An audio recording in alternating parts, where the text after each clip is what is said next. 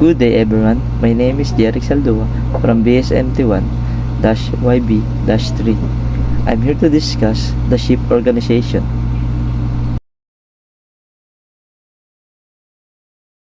Master.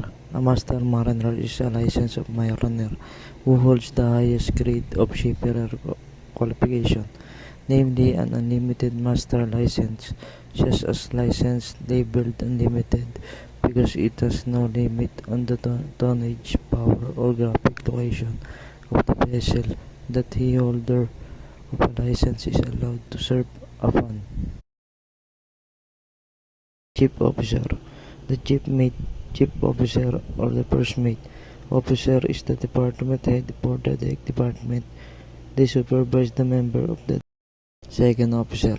Second mate or second officer is a licensed member of the deck department of a merchant ship holding a second mate certificate of competency, which is issued by the administration. The second mate is the third in command and a watchkeeping officer, customarily the ship. Third officer. A third mate or third officer is a licensed member of the deck department of a merchant ship. The third mate is the watchstander and customarily the ship safety officer, fourth in command. Fifth of the some ocean liner. The position is the junior to a second mate. A pumpman is an unlicensed crew member of the deck department. Unlicensed seafarer are also known as rating and include seafarer ranks such as bosun. The highest unlicensed deck rating, able-bodied seaman and ordinary seaman, is the deck department, and motorman, wiper, and oiler in the engine department. Boatswain or bosun, also known as a petty officer, deck boss or qualified member of the deck department, is the most senior rate of the deck department and is responsible for the components of the ship hull. An able seaman or AB is a seaman and member of the deck department of merchant ship with more than 2 years experience at sea and considered acquainted with his duty. An AB member is a watchstander, a day worker, or combination of the roles. An ordinary seaman or OS is a member of the deck department of a ship. The position is apprenticeship to become an able seaman and has been for centuries. In modern times, an OS is required to work on a ship for a specific amount of time, gaining what is referred to as sea time. Deck cadet.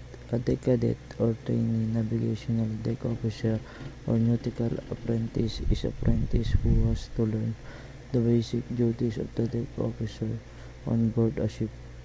The cadet has to complete the prescribed sea time, obtain a certificate of competency as officer in charge of navigational watch. The chief engineer is the head of the crew who oversees and takes responsibilities of the ship plant's operation. A chief engineer would have to supervise their fellow department personnel who providing job training and guidance to their fellow assistant engineers. Second engineer. A second engineer or a first assistant engineer is a licensed member of the engineering department on a merchant vessel.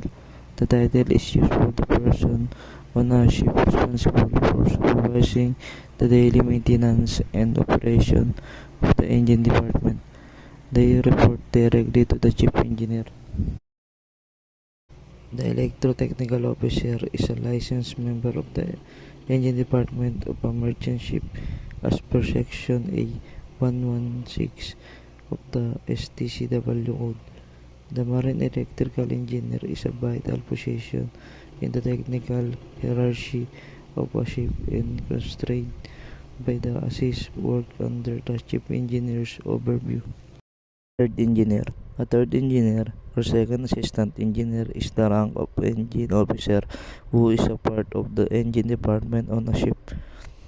The third engineer is usually in charge of boiler, fuel, auxiliary engines, condensate, and feed system.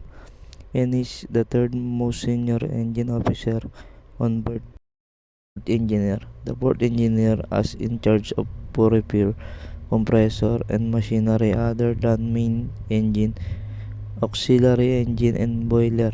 Is responsible for record keeping of machinery running hours under his charge, for carrying out plant maintenance routine under the supervision of chief or second engineer. A shipfitter is an enlisted or civilian person who works on materials such as high tensile steel and high yield strength steel. Shipfitter fabricates, assembly, and erect all structural parts of a ship, coordinate all fixed tank work performed on submarines and ship, and coordinate all sonar. The oiler does maintenance work in the engine room. He assists the duty engineer at watch unless the ship in UMS ship. He helps engineer by overhauling machinery and down cleaning and painting. The rank is equal to AB. At the times, oiler with experience may become a pumpman. Wiper. The wiper does cleaning job in the engine room.